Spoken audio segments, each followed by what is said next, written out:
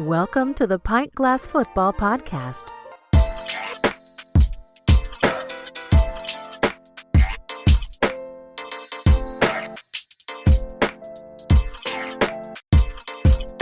What's up, PGF Nation? On today's episode, John Harbaugh out in Baltimore, fired just a little bit before I hit record on this episode. Shocking news, plus several other coaches getting fired. I'm also going to preview the CFP semifinal games, as well as preview the NFL wildcard matchups and tell you who I think is going to win and why. Lot to get to on today's episode. But once again, I'm your host, Brad Fowler, and I'm rolling solo today, guys. My co-host, Alex Higdon, unfortunately couldn't join me, but that's okay. I've got a great show for you guys today, so let's not waste any time. Let's kick this off. And look, like I said, the John Harbaugh news absolutely creating ripples in the NFL right now. This was a major story that just broke a couple hours before I went to record this episode. And look, this caught me off guard. The stability of this franchise, the stability that they've had with this coach and this coaching staff has been incredible. I mean, he's been there a long time. He's had a lot of success, a Super Bowl winning coach, of course. Look, he ranks 12th for most wins by a head coach in NFL history. I mean, the guy is a proven winner, 18 seasons in Baltimore, the second longest active head coach in the league behind Mike Tomlin. And I think this season really went off the rails early, right? They had that 1-5 start, a lot of injuries for a team that had big time Super Bowl aspirations, one of the Super Bowl favorites coming into the year, and missing the playoffs. In the lack of success that this team has had in the Lamar Jackson era, I think was kind of the final straw here. With a two-time league MVP in Lamar Jackson in his prime. And this is a team that's just come up short multiple times in the playoffs and then missing the playoffs this year. I just think they felt like they had to make a major change at the head coaching spot. But nevertheless, this is still a major shock because, like I said, this is just a franchise that has so much stability. I didn't expect this to be the decision. I did expect the Ravens to maybe make some changes to the offensive coordinator position, defensive coordinator, more specifically the defensive coordinator. But I've seen some reports that maybe John Harbaugh didn't want to make changes at the coordinator positions, and there was some pushback from the management, and that might have led to this decision as well. And even though this guy has had a ton of success, like I said, Super Bowl champion, he hasn't had as much recent success in the postseason as he did earlier in his career. And the lack of success, especially with Lamar Jackson, I think is the most glaring. 8 seasons now with Lamar. Harbaugh only won 3 playoff games, never advanced past that AFC Championship game. Of course, they got close against the Kansas City Chiefs a couple years ago and fell flat in that game. Obviously, the close loss to Pittsburgh with the AFC North Championship on the line in Week 18, that probably sealed it. But I still find this just so shocking because, yes, they finished 8-9, they missed the playoffs. I understand it's a big disappointment, but this guy finished with the losing record for only the 3rd time in 18 seasons. And I understand that the fans have really started to become discontent with the coaching staff, with the direction they've been going these last couple of years. It really does feel like a team that's underachieved these last couple seasons because we talked about Baltimore going into the year, last year, these last couple seasons. You can make a strong case that Baltimore's got one of the best rosters in the NFL. Missing the playoffs with a roster with this much talent is definitely eye-opening. A team that has underachieved in big games in the recent history. This is a team that only advanced past the divisional round one time since that Super Bowl win. That was 13 years ago. But this guy's track record, his consistent success, and his ability to consistently nail coordinator hires, and he has done that time and time again.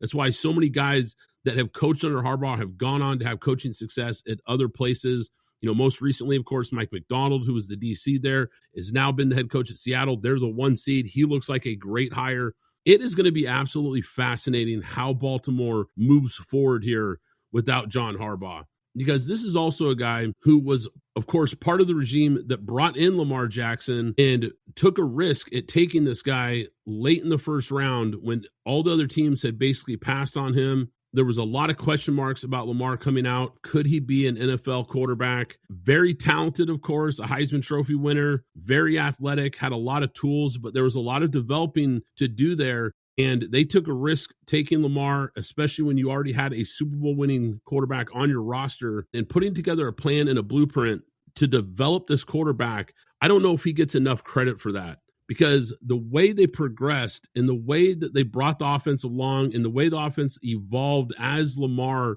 developed as a quarterback, I'm not sure he gets enough credit for the success that we've seen from Lamar Jackson. But this guy's resume just absolutely speaks for itself. 6 AFC North titles, 4 trips to the AFC Championship game, the Super Bowl trophy. He's one of the winningest coaches this league has ever seen. There is absolutely no doubt in my mind that this guy is going to be taking calls, and I've already seen reports that he's taken a bunch of calls already tonight. At the time of this recording, I'm seeing that 6, maybe 7 teams have already reached out to John Harbaugh. He will have a job again in this league very, very quickly. It kind of is similar to when we saw Mike Vrabel get fired in Tennessee. Now, Vrabel didn't have the track record or the long history of a guy like Harbaugh, but he was a proven commodity, a well-respected coach in this league, and it did not take long for him to get another coaching job and have immediate success. And I, quite frankly, think the same thing could happen for Harbaugh here. Maybe it was time for both of these guys. Maybe it was time for the Ravens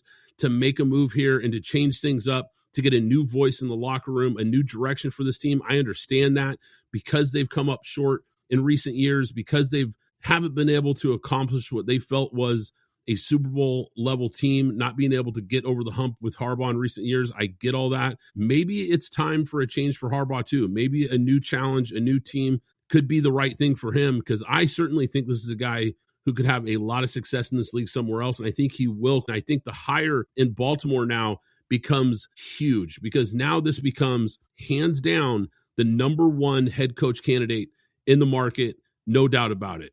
But it also makes the Ravens' job absolutely the best job opening in the NFL, hands down. You've got a Lamar Jackson, 2-time NFL MVP, in his prime quarterback, and a roster that still has a ton of talent. So there is a lot to work with here for a head coach to come in, and they've got to get this hire right, because let's face it, when you get rid of a guy like Harbaugh, who's had a lot of success, the pressure is going to absolutely fall on the next head coach to deliver results and to do it quickly. So look for a guy like Jesse Minter. He's the name I'm circling here. I know there's going to be a lot of names that are going to get thrown around in the next day or two. He is the name to circle here because of his ties to Baltimore and because of the success he has had for the LA Chargers. Just unbelievable job he's done with that defense. I think they go in that direction. That's always kind of been their identity, is a physical, tough defense first team. So I wouldn't be surprised if he's not the name that they're targeting right now. But yeah, absolutely shocking news right before I went to record here. I had some notes here on all these other coaches that got fired on Monday, and this Harbaugh story just absolutely jumped in front of all of them, because it just dwarfs all these other stories. I can't help but think here, does Pittsburgh look at this situation in Baltimore, and if the Steelers lose in the first round against the Texans, and I'm going to preview that game here in a little bit, we're going to get to that. But if Pittsburgh loses in that game, and let's say it's an embarrassing loss, which it could be, at what point does Pittsburgh look at the Harbaugh situation and think that they're kind of looking in the mirror a little bit? Because these are two coaches that have had a ton of success, Super Bowl winning coaches, tons of wins, division titles, and so forth, but not a whole lot of postseason success recently, even less for a guy like Tomlin. Now, I think the big key difference between these two situations was obviously Harbaugh having an MVP level quarterback these last several years. So I think there was even more pressure, of course, on Baltimore, where when you look at Tomlin, really the last couple of years have been as his career started to decline. And then several years now, post Ben Roethlisberger, they've just really struggled with a revolving door of mediocre quarterback play, whether it was Mason Rudolph or Duck Hodges, and they went to the clearance rack and went and got Justin Fields and Russell Wilson, and that didn't work. And now you've got an aging Aaron Rodgers who's been okay, but clearly they're not really any better than they were before he got there. So if this team flames out in the playoffs, again, does Pittsburgh start to look in the mirror and say, you know what, Baltimore had the guts to finally rip the Band-Aid off? Does Pittsburgh decide to do that? And similar to Harbaugh, if Tomlin were to get fired by the Steelers or move on from the Steelers, let's say it's a parting of ways, a mutual parting of ways, so to speak, how quickly does he get another job? Because I think his phone would absolutely explode with calls as well, because these are two of the most proven commodities at head coach in the NFL, hands down. I mean, guys that have won at the highest level and have a consistent track record of success, their careers, I think, are going to be linked forever and very similar trajectory from them. They had a ton of success early in their careers, not so much later in their careers, and going to be very interesting. But fascinating story. Let's shift here. We had some other coaching moves I want to get to. Jonathan Gannon out for the Arizona Cardinals. Look, this hire just didn't work out right from the get-go. I didn't think it was necessarily a great hire at the time. Unproven guy, hot coordinator at the time with the Eagles. Of course, that's kind of the natural next step is you go from a hot coordinator with a lot of success on a Super Bowl winning team to going to becoming a head coach. It just never felt like this team was ever getting things on track. Never really felt like they were moving forward. He finished with a 15-36 record, including closing the season on a 9-game losing streak. So it really came off the rails for them. Obviously, Kyler Murray plays a major role in the lack of success for the Cardinals to the point where, look, they just flat out benched him this year, and he's going to be done in Arizona. And I think it's obvious at this point that Arizona is just ready to completely pivot and go into next year with a new head coach and a new quarterback. I'm not sure where that quarterback's going to come from. I don't know if they're going to go and try to sign a free agent this offseason, possibly target a quarterback in the draft, even though it's not a very deep quarterback class. So it's going to be interesting where they go from here, but they just haven't been competitive with Jonathan Gannon. I mean, that's the bottom line, especially in their own division. They went winless in the NFC West this year. I know it's a good division, but look, you got to win ball games, especially in the division. They improved the roster this offseason with some free agent moves. This team just started moving in the wrong direction. In 3 years now, not enough wins. It's time to start over again in Arizona. Pete Carroll fired in Vegas after just 1 year.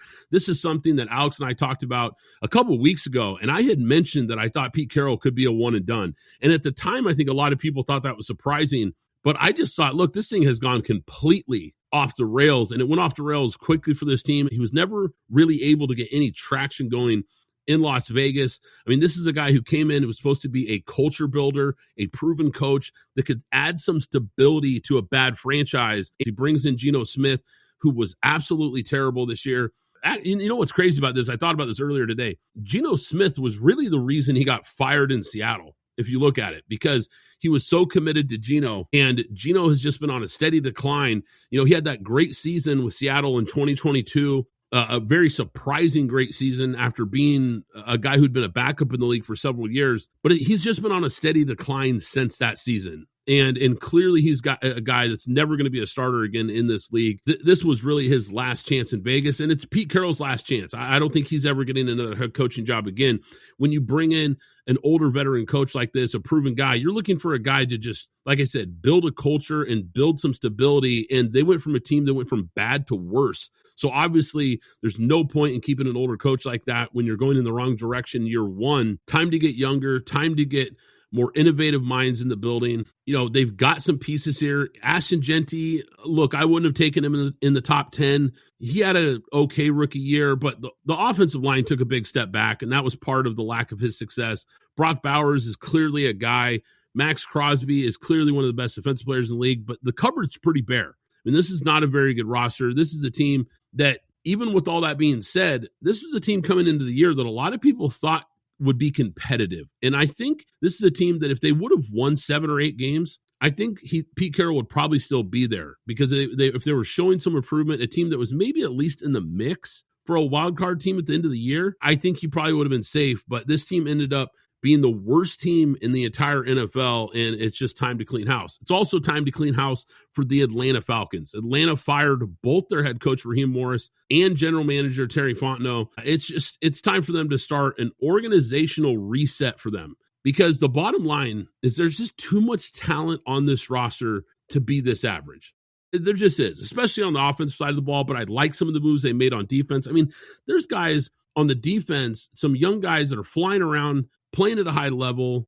You've got some really high-level players in the secondary. You've got big-time playmakers at wide receiver, at tight end. You've got maybe the best running back in the game, probably the best dual-threat running back in the game as far as what he can do in the passing attack as well. But look, this is a results-driven business, and Raheem Morris went 16-18 in 2 seasons with the Falcons. Just not good enough when you have this much talent on the roster, 0 playoff berths. And as far as the GM Fontenot, he went 37-48 in 5 years with the Atlanta Falcons, he made some nice moves, and it looked like this team had some promise early in the year. A 3-2 start, and then they go on a 5-game losing streak that really derailed them. They won their last 4 games, and it kind of got you wondering, did Raheem Morris save his job?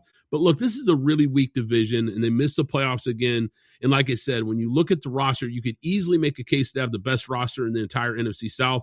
So to not make the playoffs in that division, I think it was just a nail in the coffin for them, and it was time for a change in Atlanta. Now, the other part of this, of course, Terry Fontenot, the decision that he made to give Kirk Cousins $100 million in guaranteed money, I also think really came back to haunt them. Because this is a guy who used a first-round pick on a quarterback during the same offseason. And at the time, myself included, everyone was questioning the team-building process when you already pay a guy like a Kirk Cousins that kind of money, thinking, okay, he's going to be our guy for the next couple of years, and then you draft Michael Penix in the first round.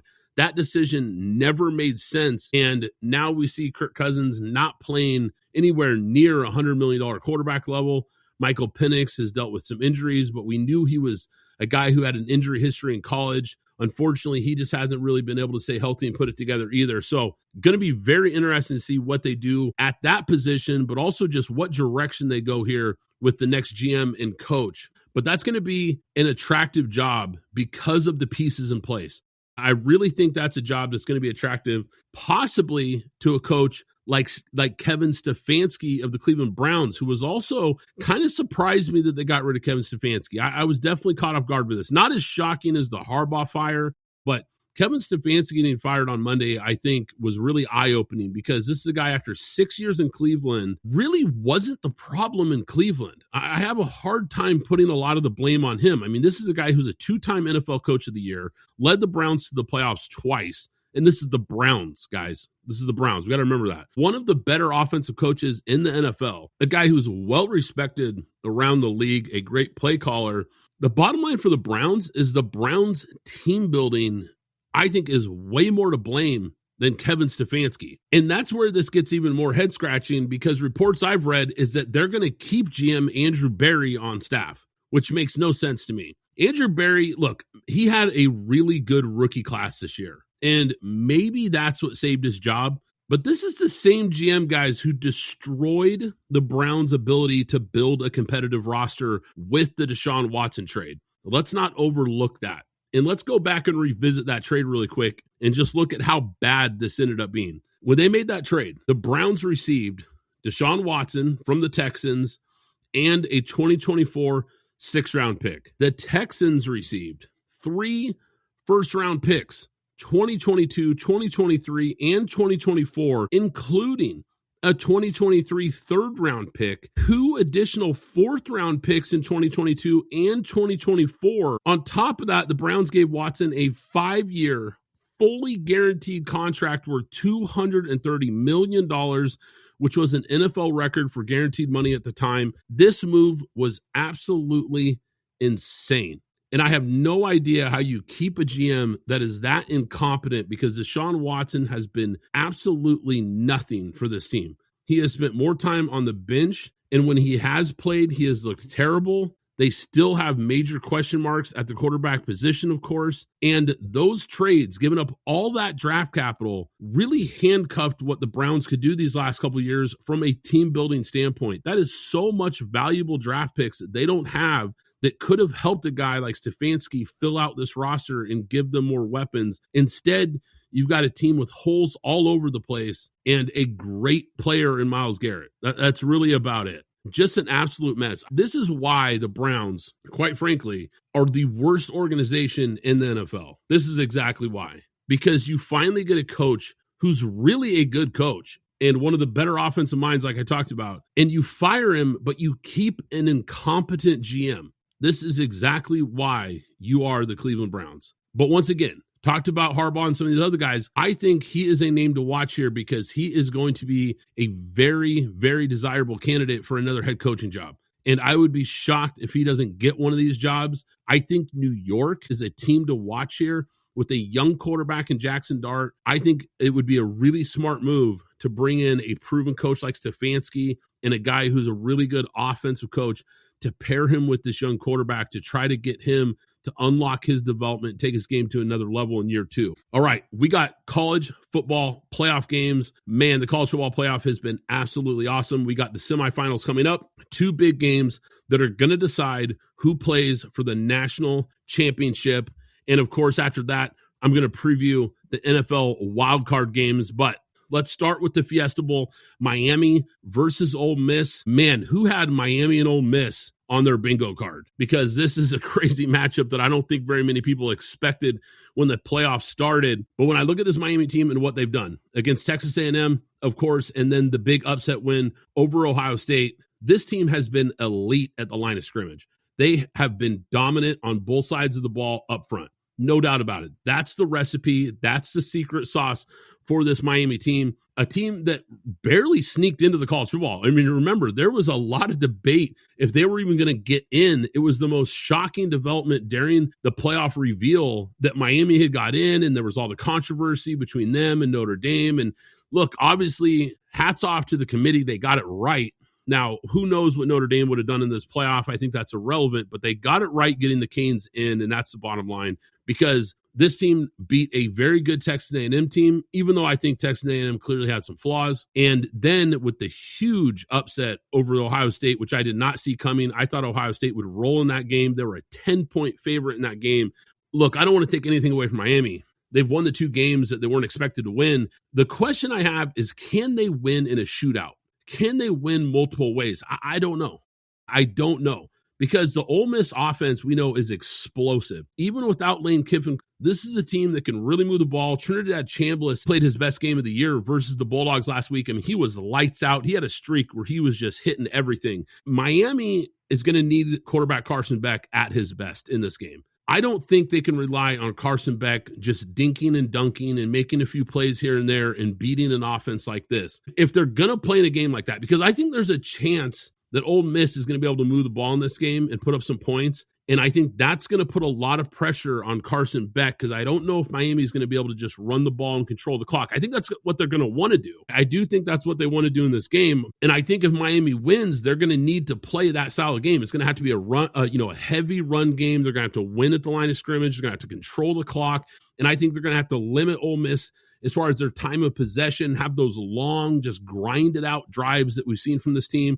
And they're going to have to score touchdowns, not field goals, because I don't think you're going to beat Ole Miss with field goals. I think this offense is going to have some success against Miami, but the Miami front seven has been so good. That front seven can absolutely take this game over on defense. The question is, will they? Will they be able to keep Trinidad Chambliss contained? Because this is a guy who's at his best when he's scrambling to throw, making plays, creating plays, extending drives with his legs, picking up yards on key third downs. He has been an electric dual threat guy. That's going to be the key to this game. Can they win up front? Can they limit what they want to do as far as Ole Miss and turn this into a fist fight and not a shootout? Because in a shootout, I think they're in big trouble. Because, look, I don't want to take anything away from Miami. They beat a Buckeyes team that has a ton of talent and is a team that was really explosive, and they turned that game into a fist fight. Now, I do think the Buckeyes came out really flat. I think that layoff really hurt that team. They didn't have any energy. It really wasn't until the third quarter they really looked like they came to play. I also thought the play calling by Ryan Day was just terrible in that game. I mean, they only ran the ball 17 times with their 2 backs. You know, Bo Jackson averaged 5 yards per carry. C.J. Donaldson averaged 4.4 yards per carry. They ran the ball 17 times. Just no balance. They were having success on the ground. They threw the ball 35 times, and it really played into Miami's pass rush becoming a factor in that game. Ole Miss cannot let that happen in this game if they want to upset Miami here. They're going to have balance, and Trinidad Chambliss is going to have to be a factor in the running game as well to slow down that pass rush. You know, can Ole Miss have a balanced attack? Because I think that's huge. Can they stay on schedule and not get forced into third and long situations? I like Miami from the standpoint of I think that they should have the edge up front. And I think their offensive and defensive lines are better than Ole Miss. But once again, if Ole Miss can get it going on offense and hit on some explosive plays, it's going to be interesting if they can force Miami to play in a track meet. I don't know if they can keep up, but once again, styles make fights. This is going to be a very interesting game. I'm going to take Miami, even though I've been betting against Miami and they burned me the last couple of weeks. I just think physically, the running game, I think they can take over up front in this game. All right, the other semifinal game, all Big Ten matchup, the rematch in the Peach Bowl, Oregon taking on Indiana. Like I said, rematch of the regular season game, the big game where Indiana upset Oregon at home 30-20. The game was close until late. Indiana pulled away in that game, but that game was 20-20, tied in the fourth quarter. Dante Moore had some late turnovers. That game kind of tilted towards Indiana late, but this was a close game. This was a good game. This was a fun matchup. I was in the press box for that game in Eugene, and I was down on the field for the fourth quarter when Indiana started to pull away. Indiana just, look, this is a team that has surprised a lot of people because they showed that they can win at the line of scrimmage against one of the more talented teams in the country in Oregon. And they won that battle, offensive and defensive line. They pressure on Dante Moore. They made him uncomfortable. He had probably his worst game of the season. The Ducks front seven just couldn't get enough pressure on Mendoza and just get him off his spot the same way Indiana was able to move Dante Moore off his and just disrupted the passing game. Mendoza was just way too comfortable in that game in Eugene, and the Indiana wide receivers took advantage of these young Oregon corners. But I do think both teams have really improved since that game. I think both teams are playing elite football right now. I think these are the two best teams left in the playoff. Both teams dominated in the quarterfinals. Oregon, of course, blowing out Texas Tech with a dominant defensive performance against one of the most explosive offenses in the country, and the absolute bludgeoning that Indiana put on Alabama. I mean, Alabama was the SEC runner-up. Alabama, I know this isn't Nick Saban's Alabama, but that's a team still loaded with NFL talent, loaded with five-star recruits. And like I said, the SEC runner-up in Alabama absolutely took them to the woodshed. That was a eye-opening game because there was nothing fluky about that game. Alabama was completely outclassed in that game. And as impressive as Oregon's win over Texas Tech was, and that defense was smothering, didn't give up a single point, Indiana was so good offensively and defensively. I mean, they just blew the doors off Alabama. By the third quarter, it didn't even look like Alabama wanted to be there anymore. It just looked like they were waving the white flag. They did not want to be on the field with them anymore. But like I said, I think these are the two best teams left in the field. And I think Oregon might actually be the most overall talented squad left in the field. If we're talking about just overall talent, I think Oregon probably is the most talented team. But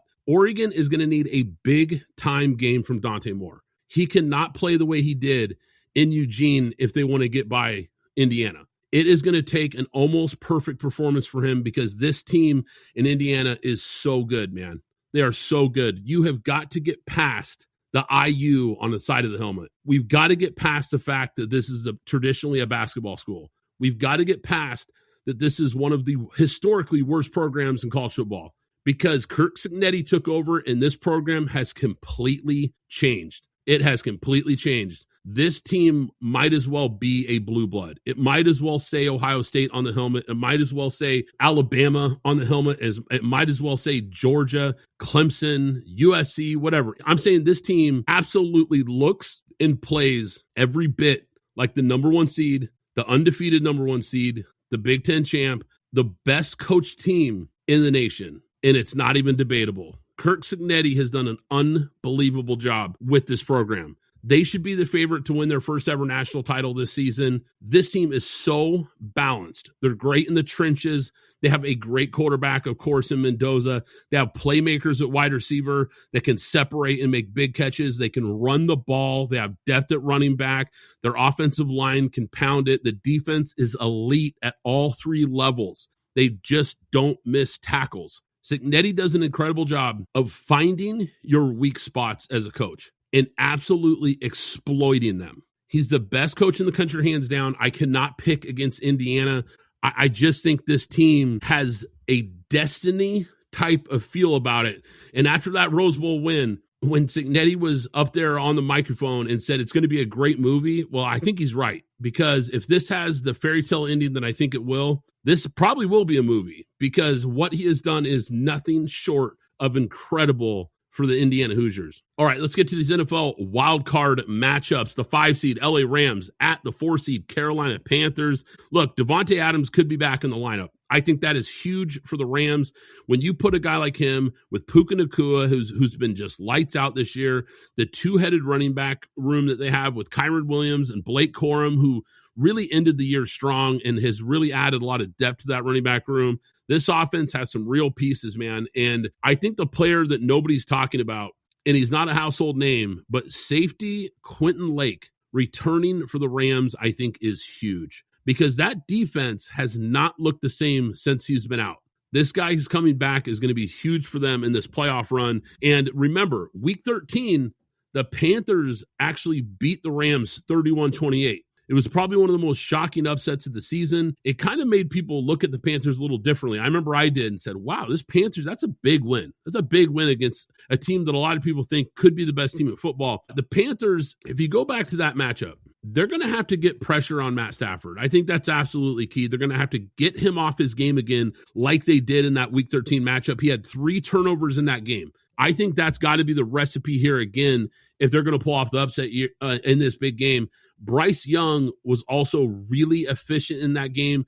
Teteroa McMillan has to be a factor in this game. And with all that being said, and it's nothing against the Panthers, I just don't think they're ready for this team with so much experience and such great coaching. I think McVay will have these guys ready to go. And I just think the Rams, too much depth, too good on both sides of the ball. I think the Rams get revenge. I like the Rams to roll in this one. The 7-seed Green Bay Packers at the 2-seed Chicago Bears, NFC North rivalry game in the playoffs. How fun is this matchup? Jordan Love is going to be back from a concussion. I think that's huge. That is absolutely huge for the Packers because he was playing lights out before that injury. So that's going to be key for this Packers team. If they're going to beat the Bears here, he's going to have to look like the guy we saw earlier in the season. Now, Chicago's defense, it's got me a little nervous here because this is a team all year long that I think has just been too reliant on turnovers. They give up way too much yardage, and I think they've been able to kind of offset that with all the turnovers, which, look, good defenses create turnovers, but they've got some holes on that roster on the defensive side. There's definitely some players that you can expose for some explosive plays, and we know the Packers have guys to do it, and with Jordan Love back, that's going to be a big question mark. How does he look coming back after the concussion? But here's the thing about the Packers. This team has absolutely fallen off over the past month. And look, the injuries have had a lot to do with it. They've lost 4 straight games to end the season. Too many injuries have just really caught up to this team, too many key spots. I mean, at one point, and I talked about it on the pod, this looked like a team that I thought was the Super Bowl favorite at one point. They were so complete, that defense and Micah Parsons flying around. They just looked so complete. Jordan Love in the offense was clicking, but that doesn't look like this team right now. That's not the same team we've seen the last month of the season or so. And I think Chicago is a team that we've seen all year is just gritty, feisty, extremely well coached, and they have the ability to be balanced on offense. I think that's been key to their success all year long, and I think it'll be key in this game as well. The Bears also may get Rome Odunze back in this game, which I think is huge. Colston Loveland is a real matchup problem for Green Bay, and Luther Burden. Man, this guy is a dog. He has taken off since Rome Odunze went out. He has really elevated his play. So now you've got multiple wide receivers to go to for Caleb Williams. He's playing some great football. They can run the ball. I love the 2 running backs they have. The offensive line's been good. I like the Bears in a close one at home. I think this is a scary, scary matchup for the Bears and their kind of fairy tale season they've had. But I also think this Bears team, it just feels like they're a year ahead of schedule. I think even the most optimistic Bears fans, when they brought in Ben Johnson and they brought in some key free agents and had some good draft picks, I think even the most optimistic Bears fans thought, okay, the 2 seed probably wasn't realistic. I think most of them thought maybe wild card would be great. You know, let's see some progress from Caleb. Well, they have exceeded expectations. So it wouldn't necessarily be a nightmare if they lost this game, but it would sting, especially against their bitter rivals in Green Bay. But I like the Bears in that game, but I'm nervous about it, to say the least, with Jordan Love coming back. The 6-seed Buffalo Bills at the 3-seed Jacksonville Jaguars. This is a fascinating matchup. Point spread is only 1, very tight. Buffalo, a very slight favorite on the road. Trevor Lawrence, though, is really the key here. This guy is playing the best ball of his career. He has been lights out. And look, Trevor Lawrence has become a punching bag on this show for really the last couple years. I've been pretty harsh. I've been pretty critical of Trevor Lawrence. I'll admit it. because this is a guy that had massive expectations coming out of Clemson, a guy that was viewed as a truly generational talent. And I thought he was. I think we all did. And it just never really came to fruition for this guy. Several years into the league, multiple coaches. It just had us all kind of wondering, like, is he ever going to be the guy that we thought he was going to be? And right now, with Liam Cohen and this coaching staff and the changes they made, he's on an absolute heater over the last 6 weeks. You can make a case over the last 6 weeks, this guy's been the best quarterback in the NFL. That 34-20 road win over the Denver Broncos was eye-opening. To me, when that game happened, I said, okay, look out. The Jaguars might just be for real. What's got me nervous about this matchup for Buffalo, Sean McDermott is 0-5 in road playoff games, and they're going to be in Jacksonville. This is probably a pretty obvious analysis, but the X factor is Josh Allen. No doubt about it. The best, most experienced quarterback in the playoffs, hands down. He's in his prime right now. He's as good as anybody. The best dual threat quarterback this league has ever seen. But I've said this for weeks now. This roster just has too many holes. And Josh Allen is Super Bowl caliber. The Buffalo Bills are not. I don't trust this defense. The offensive line has been good, but that game against Philly, where they got exposed and gave up 5 sacks to that Eagles front, that was alarming because it made me realize maybe this O-line isn't as good as I thought they were. James Cook is really the only playmaker Allen can rely on. I mean, he doesn't have enough weapons on the outside to be a real threat. I think a guy like James Cook is key here because we know what Allen's capable of, but he can't do it by himself, not against this Jags team. This Jags team has too many players. James Cook is going to have to be a major factor if the Bills are going to win this game. And I think it's going to have to come in the passing game as well as running the football. I think he's got to be a difference maker. I think the Jags at home, the more complete football team, I think they knock off the Bills in this game. And after they knock off the Bills, Sean McDermott should and will get fired. He will be the next coach that we're talking about getting fired. I think it's time for new leadership in Buffalo because anything short of a Super Bowl run, which I do not see, obviously, I'm picking the Jags, so obviously I don't think that's going to happen. But anything short of a true Super Bowl run here for Buffalo, especially with Mahomes and Lamar Jackson and Joe Burrow all out of these playoffs, the runway is open for you right now, Buffalo. The runway has cleared, and yet I don't think you have the team or the coach to do it. You have the quarterback, no doubt, but I don't think you have the team, and I think that's going to fall on Sean McDermott, and I think it should. All right, the 6 seed San Francisco 49ers at the 3 seed Philadelphia Eagles. Trent Williams and wideout Ricky Pearsall are key, and I don't know if they're going to be back for this game. And so we'll find out. But that's really key for me. That's really got me nervous for the 49ers going into this game. We just don't know how healthy they're going to be, if they're going to play. How effective will they be if they play? You know, this is a team, this 49ers team, Brock Purdy, I don't know if people were talking enough about how good he was the last month, maybe month and a half of the season. This guy was lights out, man. And this offense was red hot. I mean, going into that Week 18 game versus Seattle, they were rolling. And I got to give Seattle a lot of credit because they stifled that offense. They really shut them down. The question now becomes, can they get that going again versus a very good Eagles defense? Maybe. I don't know. That's going to be a really tough test for them. On the other side, the 49ers pass rush hasn't been able to get enough pressure. So can Jalen Hurts take advantage? Can he get it going in the passing game? Can they get explosive plays down the field? Because if he has time to throw, and I think he could in this game, can he get explosive plays to A.J. Brown and Devontae Smith down the field? I think that's going to be something to watch in this game. Or are we going to see the Eagles offense struggle like we've seen for big stretches of the year? Really most of the year. Inconsistent run game, a passing attack that's inconsistent. I think inconsistent is just the word all the way around when it comes to the Eagles offense. It's just been moments where it's looked good, but they just have not been able to put it together in a complete way. So if the offense struggles again, will that allow the 49ers to stay in this game? I think it could. However, I do think there's a roster advantage for Philly here. I think the 49ers have been an incredible story this year. They have really shocked a lot of people with how well they played this year, considering another season with just so many injuries. I think Kyle Shanahan should be coach of the year, hands down, in my opinion, for what he has done with this team, overcoming so many obstacles with so many key players missing so many games throughout the year. But I just think there is a roster advantage for Philly, and I think there's a coaching advantage for the 49ers because I do think Shanahan is that great. I think Christian McCaffrey is going to have to be absolutely lights out in this game if they're going to have a chance to pull off the win here.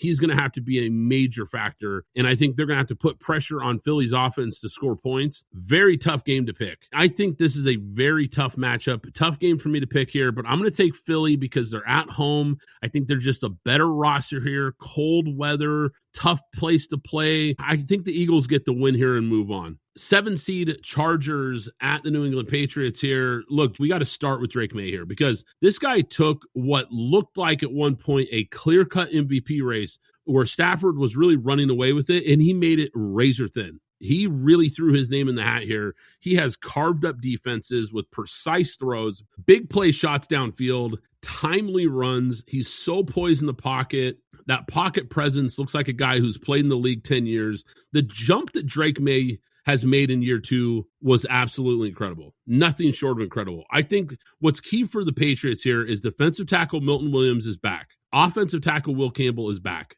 That is huge. I love the running back room for the Patriots. Travion Henderson, Ramondre Stevenson. Henderson, the second half of the season, really started to take off. You combine that with Ramon Stevenson, who's having a nice season. They've got one of the best running back duos in the NFL. The Pats' run defense has had some issues down the stretch. So that's an interesting matchup in this game because we know this Chargers team is going to pound the rock. And Omarion Hampton is getting healthy again. He is a difference maker. He's going to have to be in this game if the Chargers are going to win this game. Now, I talked about Drake May. I got to talk about Justin Herbert because he just isn't getting enough credit this year for what he's done. This guy is playing behind the worst offensive line in the NFL. They've been absolutely terrible. The entire offensive line is basically backups. Some of these guys are even third-string guys. It's been a mess, an absolute mess up front. Nobody has been under more pressure than Justin Herbert. He has limited wide receiver help. He's got some guys, but it's not a great wide receiver room. He's had backup running backs most of the year, playing for weeks now with a broken hand. Somehow, he has this team back in the playoffs. Somehow, with 11 wins, Herbert absorbed 16 sacks in 3 of his last 4 games. And this is a guy who's mobile. So this is a guy who actually escapes a lot of sacks with his athleticism and still is under that much pressure. I just can't trust this Chargers offensive line is going to give him enough time in the pocket or enough open holes in the running game. I just can't, especially with Milton Williams back up front versus, quite frankly, a better Pats team. I just think this is a better team than the Chargers and a team that is rolling right now, and they're at home. Chargers going to be outside in the cold on the road. I'm not sure how the Chargers are favored in this game. I don't quite understand that one. So Vegas has got me really questioning myself here because I like the Pats. I like the Pats in this game with a balanced attack on offense and defense. All right, in the last game here, I'm going to get to the number 5 seed Houston Texans at the 4 seed Pittsburgh Steelers. I'm going to keep this short. The Steelers are the worst team in the NFL playoffs, and I don't think it's close. This team never felt like a playoff team all the way up to the final seconds of Week 18, a game they should have lost. I think we all know they should have lost that game. They shouldn't even be in the playoffs. It should be the Ravens. But when I look at this Texans team, this is a team that finished the season on a 12-2 run with the best defense in the NFL. They have a nasty pass rush. They have great corners. They have players in the secondary. I have no idea when I look at this matchup how the Steelers offense moves the ball versus this Texans team. I don't know how they're going to get it done. I think Aaron Rodgers is in big trouble in this game. And here's the other thing. The Texans offense, I know they haven't been great, but they've been showing some signs of life late in the year here. But going back to Aaron Rodgers here in this matchup, look, Aaron Rodgers has been an improvement, but he's not good enough. And this is a guy who can't move anymore. And he's playing behind a Steelers offensive line that just hasn't been very good. The Steelers are just not built to beat this team. They're just not. And honestly, versus this defense, I think there's a legit chance they get shut out. And then we're going to have a real conversation about, is Mike Tomlin going to be in a similar situation to his rival in Baltimore? To make this episode come full circle here, is Mike Tomlin going to be out? Will the Pittsburgh Steelers finally decide that they need to make a move as well, because I don't think it's going to go well in this game. That is going to do it for today's episode, guys. Hope you enjoyed it, PGF Nation. Hopefully Alex is going to be back here soon for us, but I appreciate you guys taking a listen. Follow us on social media at PGF Podcast, and be sure to hit that follow or subscribe button so you don't miss any future episodes when they drop. But once again, guys, I'm Brad Fowler. This is Pint Glass Football, and we'll catch you next time. Thanks for listening to the Pint Glass Football Podcast. Be sure to subscribe and follow us on Twitter at PGF Podcast.